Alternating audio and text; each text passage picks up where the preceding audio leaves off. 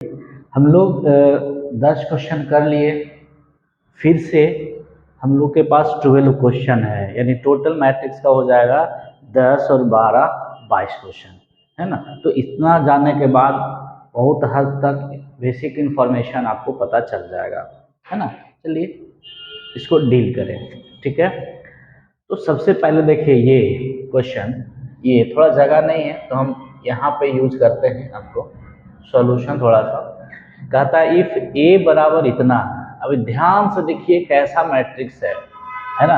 तो ए जो है डायगोनल में 1 1 है और बाकी नॉन डायगोनल एलिमेंट 0 है, तो इसको बोलते हैं हम लोग यूनिट मैट्रिक्स, यानी इसको सिंबल ए होता है।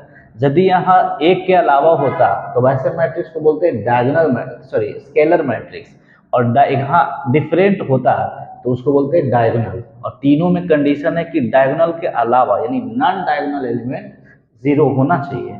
तो यहाँ एक तरह से देखा जाए तो ए बराबर क्या हो गया आई।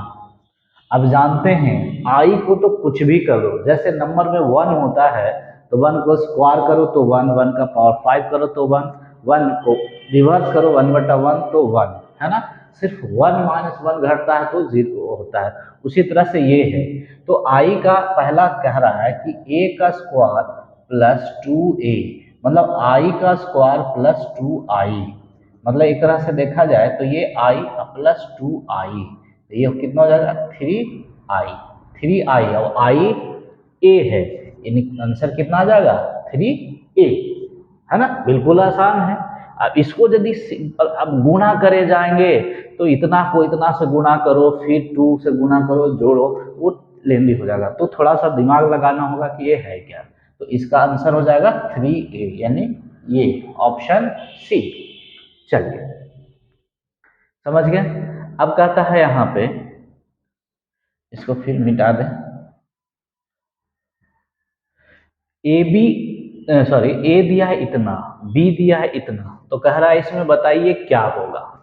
तो ये ए बी यानी प्रोडक्ट के बारे में है, तो इसका ऑर्डर हम लिख लें, ऑर्डर 2/3, और ये अगेन 2/3। तो ये देखिए दो, मतलब हॉरिजेंटल लाइन दो यानी नंबर ऑफ रो दो, और कॉलम यानी वर्टिकल लाइन 3 मतलब कॉलम 3।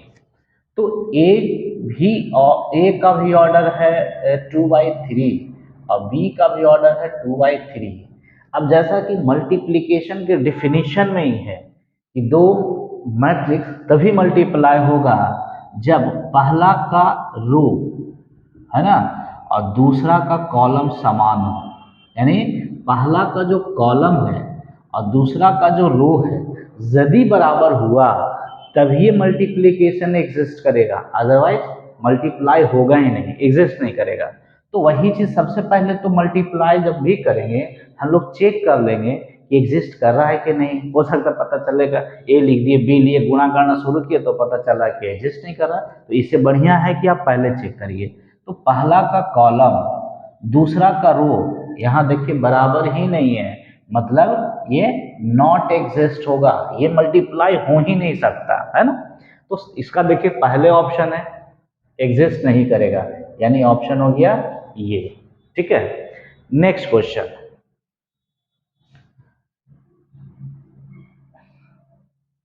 नेक्स्ट क्वेश्चन, यानी ए दिया बी दिया, कहता है ए बी निकालिए, इसको तो सिंपल गुणा करना है।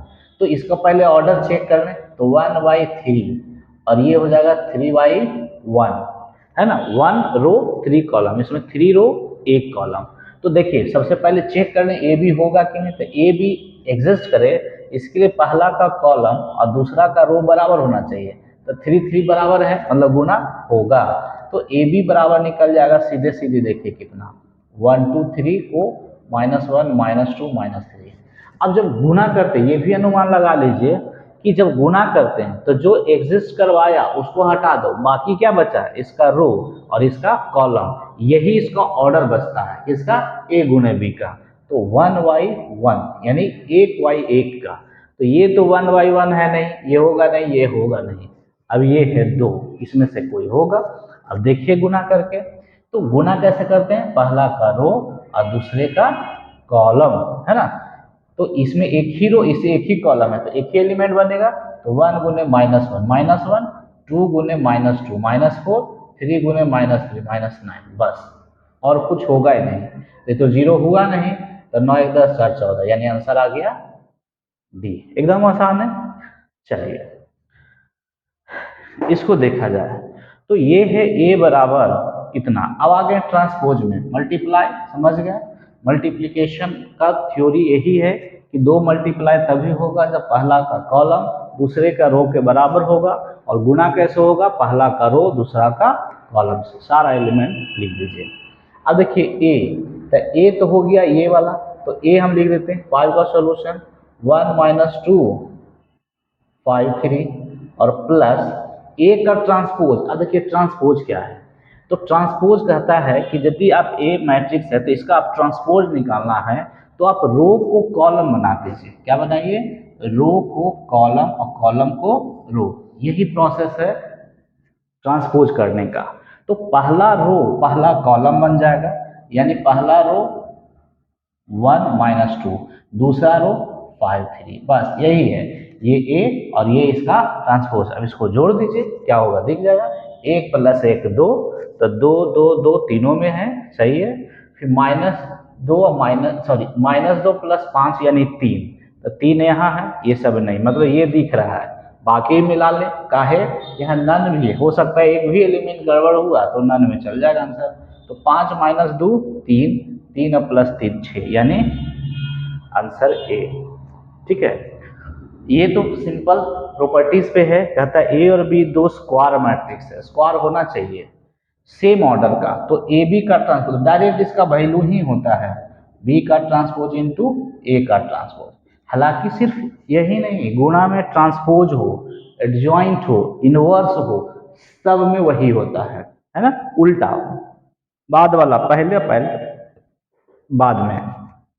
ठीक है, तो इसका बी का ट्रांसपोज इंटू ए का ट्रांसपोज, देखिए ऑप्शन बी। ठीक है, नेक्स्ट ये सब थ्योरेटिकल है। कहता है transpose of a row matrix is क्या होगा, तो सीधी सी बात है, अभी बताएं कि रो कॉलम बनता है, कॉलम रो। तो यदि कोई 1 2 3 एक रो मैट्रिक्स है, इसको बोलते हैं रो मैट्रिक्स। रो मैट्रिक्स का पहचान क्या है, नंबर ऑफ रो एक ही होना चाहिए, कॉलम कितना भी हो जाए पता नहीं, है ना ये चीज। तो इसको जब ट्रांसपोज करेंगे तो रो कॉलम बन जाएगा, तो 1 2 3, इसका मतलब रो मैट्रिक्स को ट्रांसपोज करेंगे तो सीधे कॉलम मैट्रिक्स बन जाएगा, है ना। नेक्स्ट कहते हैं if A is transpose of A इतना, ए का ट्रांसपोज की इतना निकला, तो फिर कहता है देन ट्रांसपोज ऑफ दिस, यानी फिर इसका ट्रांसपोज करेंगे तो क्या होगा, तो वही हो गया उल्टा, यानी ट्रांसपोज को फिर से ट्रांसपोज कर रहा है, तो वापस क्या मिलता है ए। जब दो बार ट्रांसपोज हो, एक बार ऐसे है ये सीधा है, इसको ट्रांसपोज के उल्टा, अब फिर इसको एक बार उल्टा किया तो वापस वैसे ही हो गया जैसे पहले था, यानी ए के बराबर हो जाएगा, है ना। तो यहाँ ये भी याद रख सकते हैं कि इस तरह से इवन टाइम्स यदि ट्रांसपोज करते हैं तो ए मिलेगा, लेकिन ऑड टाइम्स करेंगे तो ए का ट्रांसपोज मिलेगा। अब मान के चलिए यहाँ तो एक ही बात है, बोल देता कि इसको 50 बार ट्रांसपोज करिए, तो ऐसा नहीं, ट्रांसपोज करते रहिए, सीधे 50 बार मतलब इवन है, मतलब ए होगा। ए इंटू ए का ट्रांसपोज, इसको गुना करना है, क्या होगा, तो इसको गुना किया जाए, है ना। इधर यदि हम डील कर दिए तो कुछ क्वेश्चन, अच्छा कोई नहीं, सॉल्व करते हैं हम लोग। तो ए हो गया कॉस थीटा साइन थीटा, यहाँ माइनस साइन थीटा और कॉस थीटा को गुना कर देंगे कितना, इसके ट्रांसपोज से, तो यहाँ हो जाएगा कॉस, यहाँ हो जाएगा साइन, यहाँ हो जाएगा साइन, यहाँ कॉस थीटा है सब में। अब गुना करेंगे तो देखिए कॉस गुने कॉस, कॉस स्क्वायर, और नीचे आगे यानी प्लस साइन स्क्वायर, तो वैल्यू कितना हो जाएगा 1। ऐसे इसका ए गुने ए का ट्रांसपोज आई होता है, देख लीजिए 1 है। फिर इसको करेंगे इससे, तो साइन इंटू कॉस माइनस में, और साइन इंटू कॉस, यानी ऐसा, तो इसका मल्टीप्लाई सीधे आई आ जाएगा। ठीक है, चलिए कहता है A square matrix A is symmetric if, अब सिमेट्रिक दो चीज, एक होता है सिमेट्रिक और दूसरा होता है स्क्यू सिमेट्रिक। तो सिमेट्रिक तब होता है जब किसी मैट्रिक्स को ट्रांसपोज करे वापस वही मिले, तो ये कहलाता है सिमेट्री। और ट्रांसपोज करें और ए ही मिले लेकिन नेगेटिव में, तो इसको बोलते हैं स्क्यू सिमेट्री। सीधी सी बात है, ए का ट्रांसपोज ए के बराबर होगा, ये हो जाएगा आंसर। कहता है ए और बी दो मैट्रिक्स है, सिमेट्रिक मैट्रिक्स है, सॉरी सिमेट्री मतलब ए का ट्रांसपोज करें तो ए मिलेगा, बी का ट्रांसपोज करेंगे तो बी मिलेगा। ठीक है, तो कहता है कि ए प्लस बी क्या होगा।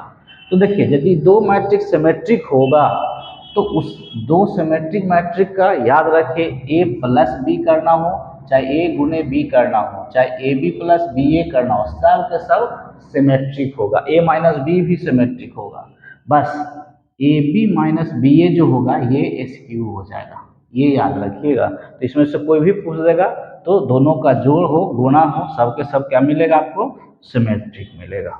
ठीक है, एंड लास्ट वन, ये तो लास्ट वन इसके तरह ही हो गया। ए और बी दो मैट्रिक्स है नॉन सिंगुलर। अब देखिए नॉन सिंगुलर क्या है, तो एक ऐसा मैट्रिक्स जिसका डिटर्मिनेंट जीरो हो जाए, एक ऐसा मैट्रिक्स जिसका डिटर्मिनेंट जीरो हो जाए तो उसको बोलते हैं हम लोग सिंगुलर मैट्रिक्स।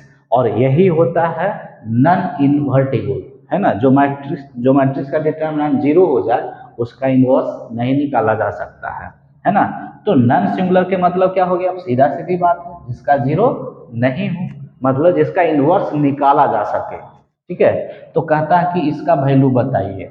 तो फिर से वही, बी पहले और ए बाद में, बी का इन्वर्स इंटू ए का इन्वर्स। तो देखिए बी का इन्वर्स इंटू ए का इन्वर्स।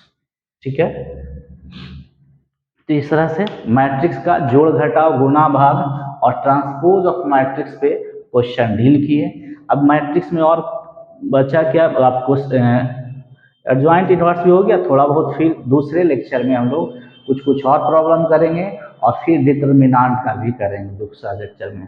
यदि आपको वीडियो समझ में आ रहा है, अच्छा लग रहा है, तो आप जितना हो सके अपने दोस्त में भी शेयर करिए जो एग्ज़ाम देने वाले हैं, उन लोग को भी थोड़ा कंसेप्ट बेहतर हो ताकि एग्ज़ाम उसका भी अच्छा जाए, है ना। और लाइक करिए, सब्सक्राइब करिए, और यदि कुछ पूछना हो कमेंट में पूछिएगा। ठीक है।